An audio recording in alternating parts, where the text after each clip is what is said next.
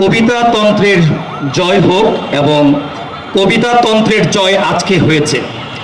ধন্যবাদ জানাচ্ছি ঢাকা বিশ্ববিদ্যালয় আবৃত্তি সংসদকে। আমি আমার লেখা বই থেকে পড়ছি, খুনিদের পায়তারা।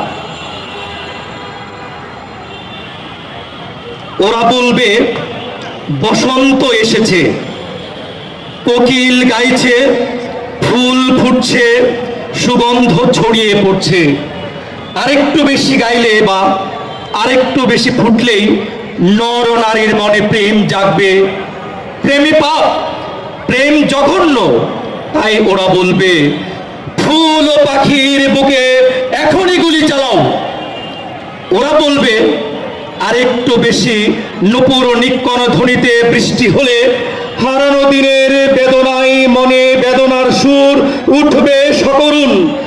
তাই ওরা বলবে বৃষ্টির বুকে গুলি চালাও। ওরা বলবে সূর্য মাথার উপর উঠলে বাইরে বেরোনো যাবে না, সূর্য কিরণ এসে গায়ে পড়লে ছায়া পড়বে মাটিতে। ছায়ার তো প্রাণ নেই, যেন ভাস্কর্য, প্রাণ তো দেয়া যাবে না। তাই ওরা বলবে সূর্যের বুকে গুলি চালাও।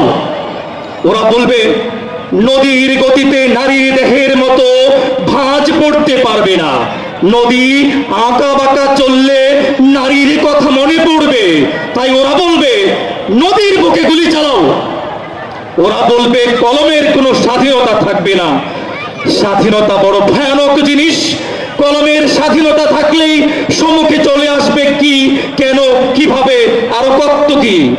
কলমের স্বাধীনতা থাকলে আসবে কুমতের বিপরীতে সুমত, অযুক্তির বিপরীতে যুক্তি, অপব্যাখ্যার বিপরীতে ব্যাখ্যা, কুনীতির বদলে সুনীতি, অধর্মের বিপরীতে ধর্ম। তাই ওরা বলবে কলমের বুকে গুলি চালাও।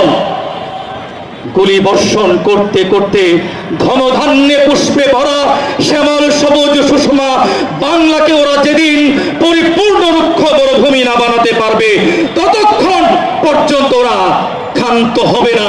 তাই কান্ডারি হুঁশিয়ার, সাবধান, কান্ডারি হুঁশিয়ার। ধন্যবাদ সবাইকে।